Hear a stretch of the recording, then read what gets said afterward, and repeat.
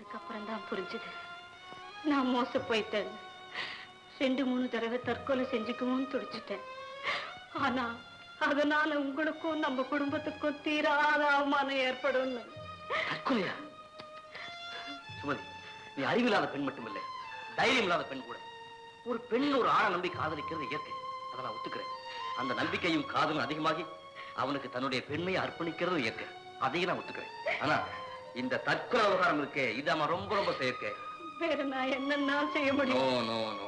இவ்வளவு நேரம் வரைக்கும் நீ ஏன் தங்கச்சி மாதிரி பேசிக்கிட்டு இருந்தே, இப்ப என்னடானா ஏமாந்து போன காதலி மாதிரி பேச. சுமதி, ஏமாற்றப்பட்ட பெண்கள் எல்லாம் தற்கொலை செஞ்சுக்கிட்டே இருந்தா அப்புறம் ஆம்பளைக்கு ரொம்ப சுலபமா ஏமாத்திடுவாங்கம்மா. யாராவது ஒரு பெண் அதை ஏமாற்றம் ஒத்துக்காம 10 பேருக்கு தெரிஞ்சாலும் பரவாயில்ல புரிஞ்சு நின்று அதே ஆம்பளைய சவால் விட்டு பணி வச்சா அதுக்கப்புறம் எந்த ஆம்பளையும் வாராட்ட மாட்டான். உனக்கு ஆச்சரியமா இருக்குல்ல? என்னடா நம்ம அண்ணன் இவ்வளவு பெரிய அதிர்ச்சியை ரொம்ப சாதாரணமா தாங்கிட்டாரேன்னு. என் கையால அடிபட்டு சாகணும்னு தான் இவ்வளவு நாள் காத்துட்டு இருந்தேன்னு சொன்னையே. உன்னை அடிச்சு கொள்றதுக்காகவா உன்னுடைய அண்ணன் இருக்கான்னு நினைக்கிறேன். நீ ஆசைப்பட்டவனுக்கு உன்னை கட்டி வைக்கிறதுக்காக தான் நான் இருக்கமா. அதோட உன்ன மாதிரியே நானும் மனோடைஞ்சு போயிட்டா உன் காதல என்னையும் பூலாக்கிட்டான். போட்டும். அந்த துஷ்யந்த யாரு? என்ன சொல்றீங்க? சரிதான், இன்னும் விளக்கமா கேட்கணும் போல இருக்கு. அந்த காதலனோட பேரு, ஊரு, வேலை, விவகாரம். அதுவா? உங்ககிட்ட சொல்ல எனக்கு பயமா இருக்குன்னு. சொல்லுமா, நான் போய் நேர்ல பேசி பாக்குறேன். நீங்களா? வேணாம். பல நாள் பழகி என்னையே துச்சமா நினைச்சு தூக்கி எறிஞ்சு பேசிட்டாருன்னா என்ன அதை விட கேவலமா ட்ரீட் பண்ணுவான்னு பயப்படுறியா? அவன் கழுத்தை திரும்பி கையில் எடுத்து வந்துடுவேன். ஐயோ வேணாண்டா. அடாடா, என்ன கரிசனம், என்ன கரிசனம். கேலி பண்ணாதீங்கன்னு. இல்லம்மா, ஏமாத்துறதுக்கு அப்புறமும் இவ்வளவு அன்பா இருக்கிற ஒரு பொண்ணை ஒருத்தர் வேண்டாங்கிறான்னா அவன் எவ்வளவு பெரிய முட்டாள். போட்டும். அவன் பேரு என்ன? அவர் பேரு பரவாயில்ல சொல்லு. புருஷன் பேரத்தான் சொல்லக்கூடாதே தவிர காதலன் பேரை சொல்லலாம். இந்த காலத்துல சில பெண்கள் புருஷனையே பேர் சொல்லித்தான் கூப்பிடுறாங்க. அவர் பேரு மூர்த்தி. சொந்த ஒரு மெட்ராஸ் தானே? நீ வேலை பார்த்த கம்பெனில தானே அசிஸ்டன்ட் மேனேஜரா இருக்கான்? ஆமா. அது எப்படி உங்களுக்கு தெரியும்? நல்லா தெரியும். மூர்த்திங்கிற பேர்ல ஒரு பெண் வரிய நாய் மாதிரி சுத்திட்டு இருக்கான் என் ஃப்ரெண்ட்ஸ் எல்லாம் சொல்லியிருக்காங்க. கடைசியில அவன் நம்மகிட்டே வந்து மாட்டிட்டானா? சரி, அவனுக்கும் உனக்கும் இடையில இருந்த தொடர்புக்கு ஏதாவது ஆதாரம் இருக்கா? இதை வந்துட்டு கொஞ்சம் பாருங்க.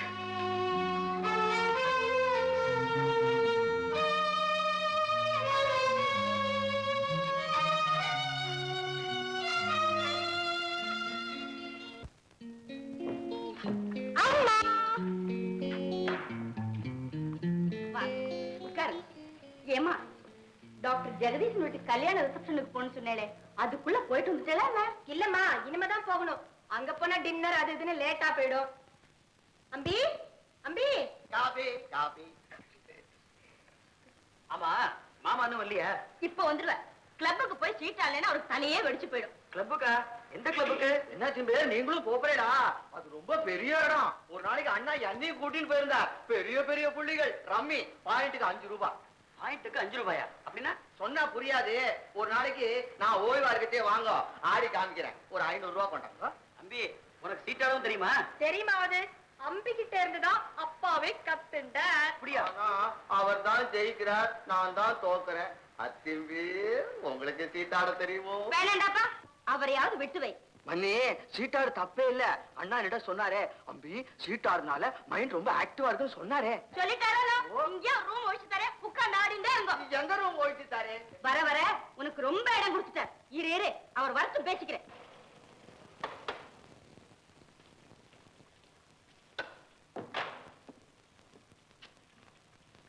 என்னடா அம்பி, உள்ள வரச்சே ஒரே பயமுறுத்தலா இருக்கு. கங்க்ராச்சுலேஷன்ஸ் மாமா. Thank you. அப்பா, என்னம்மா? இந்தாங்க. என்னம்மா அது? சாக்லேட். சிக்கரான கேஸ்ல ஜெயிச்சிட்டே. Thank you, thank you. ஆமா, உங்க அம்மா மூஞ்சி ஒரு மாதிரியா இருக்கு. அவளுக்கு சாக்லேட் தெரியல நீ? சரி பாவா. சும்மா இருங்க.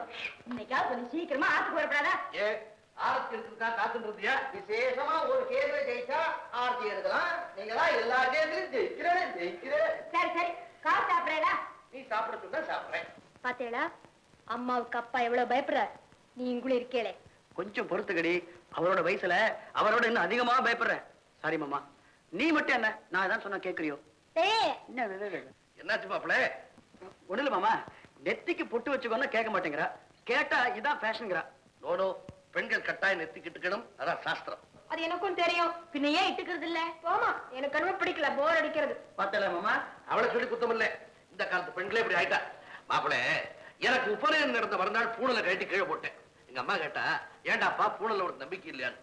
நான் சொன்னேன், பூணல் நம்பிக்கை இருக்குமா, இருந்தாலும் போட்டுக்கிறதுக்கு வெக்கமா இருக்குன்னு.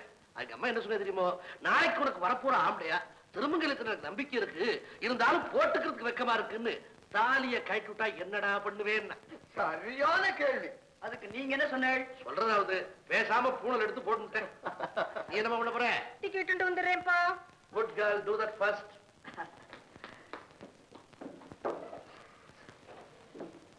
அத்திமே, உங்களதான். சாரி மாமா. மெதுவா, என்ன வந்துடும்? உமா, மாப்பிள்ளை எனக்கு ரொம்ப பிடிச்சிருக்கு. such a nice son in law. என்ன உங்களை நான் ஒண்ணு கேட்கட்டுமா? என்ன கேஎஸ் ஜெயமான் ஒண்ணு யார நினைச்சுங்க? ஏன் என்னமோ கேக்குறேன், சொல்லுங்களேன். பகவான் நினைச்சிருந்தேன், தாயார் பப்பனார் நினைச்சிருந்தேன், உன்னையும் நினைச்சிருந்தேன். fraction of momentல எல்லாரையும் நினைச்சுட்டேன். ஆமா, நான் ஜெயிச்சுட்டேன் நியூஸ் தெரிஞ்சது நீ யார் நினைச்சிருந்தேன்? சொல்லட்டுமா? சொல்லு. உங்களை மட்டும்தான். ஏன்னா சர்வமும் அதிலேயே அடங்கி இருக்கு. உமா, இத்தனை வயசுக்கு அப்புறமும் நீ இப்படி ஒரு சாகசம் பண்ற மாதிரி எனக்கு ரொம்ப பிடிக்கிறது. கன்றாவி.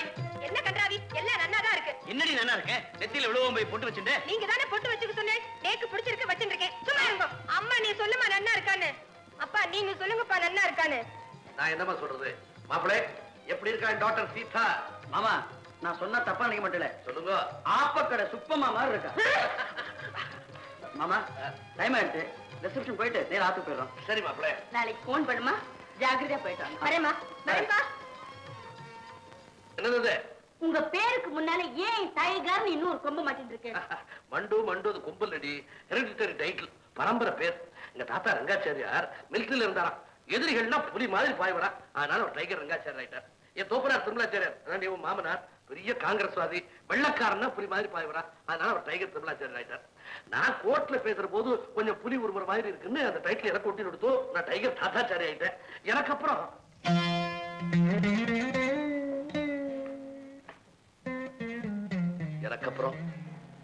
அந்த டைட்டிலுக்கு ஆள் இல்ல பூமா, ஆள் இல்லை. பூமா, நம்ம நரசிம்மன் உயிரோட இருந்தா இத்தனை நாள் அவனு ஒரு டாக்டர் இருப்பான் இல்லையா? ஆமா பூமா, என் தோப்பனாருக்கு சரி, என் தாத்தாவுக்கு சரி, அவ காலத்துக்குள்ளே இந்த டைகர் வம்சத்துக்கு யாராவது ஒருத்தர் ஒரு அழியாத பேரையும் புகழையும் தேடி தரணுன்ற பேராசை இருந்தது. ஆனா நம்ம காலத்துல நிறைவேறல. எனக்கு அந்த ஆசை இருந்தது. அதனால ஒரு நாள் அவன் நரசிம்மனுக்கு 8 வயசு இருந்த போது அவனை கோவில் அழைச்சு போய் உட்காந்து வச்சு கேட்டேன், நரசிம்மா, நம்ம வம்சத்துக்கு நீ நல்ல பேரை தேடி தருவியாடா கண்ணால். குழந்தை அவனுக்கு புரிஞ்சதோ இல்லையோ, ஆனா என்ன சொன்னா தெரியுமா? அப்பா, நம்ம டைகர் வம்சத்துக்கு நான் அழியாத பேரை தேடி தரப்பான்னா. பெருமாள் எங்க 2 பேரும் பார்த்து சிரிச்சிருக்கணும்னு நினைக்கிறேன். ஏண்டா, நான் ஒருத்தர் இருக்கிற மறந்துட்டு அப்பனும் பிள்ளையும் கோட்டையாட கட்டின்னு இருக்கேன். கோட்டேன் என்ன மறுநாளே ஆடி அமாவாசை சம்பத்தாத்துக்கு அவனை வரவழைச்சு நம்மகிட்ட இருந்து பிரித்து எடுத்துட்டு போயிட்டான். எனக்கு ஆழ்த்தது இல்லாம போயிட்டான். ஆழ்த்தது இல்லாமலே போயிட்டான். ஏன்னா இப்ப அதெல்லாம் நினைச்சு வருத்தப்பட்டேன். என்னால ஆடி அமாவாசை மறக்கவே முடியல. ரூபா,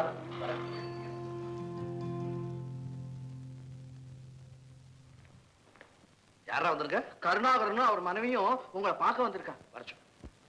வேற யாரும் இல்ல, இன்னைக்கு நடிகை பிருந்தா கொலை வழக்கில் விடுதலையானானோ இல்லையோ அந்த லைட் பாய் கருணாகரன் தான். என்னப்பா இதெல்லாம்? என்னதெல்லாம்? எங்களை காப்பாத்திருக்கிறவர் சுவாமி. கடவுள்னு சொல்லிட்டு மனுஷங்க அல்ல ஏப்பா விடுறீங்க? எந்திரிக்க எந்திரிக்க. என் கண் கண்ட தேவன் நீங்க தாயா. இன்னும் சொல்ல போனா கடவுளோட மேலானவங்க நீங்க. என் தாலியை காப்பாத்தினதே நீங்க தாயா. நான் காப்பாத்துறதாவது எல்லாம் அவன் தான். இது பாருமா, இந்த புலக்குத்தத்தை உன் ஆம்படியா செய்யலேன்னு என் மனசுல பட்டது. என் கடமை செஞ்சேன், அவ்வளவுதானே. ஐயா, வாய்க்கும் வயிற்றுக்கும் போதாம போராடிக்கிட்டு இருக்கிறது எங்களுடைய வாழ்க்கை. எனக்காக பணம் கூட வாங்காம வாதாடினீங்க. எங்க காணிக்கையா இதை ஏத்துக்குங்கய்யா. ஃபீஸ் கொடுக்குறியா?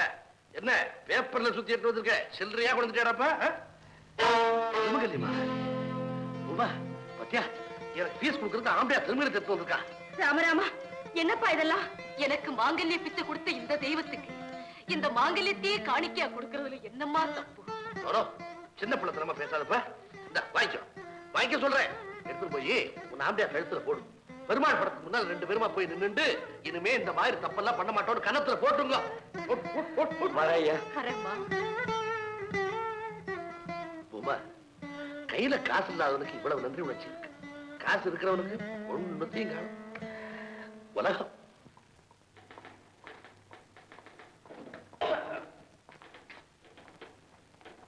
என்ன கோபாலன், மணி 6 போறது ஆத்து பிறப்பில்லையா நீ?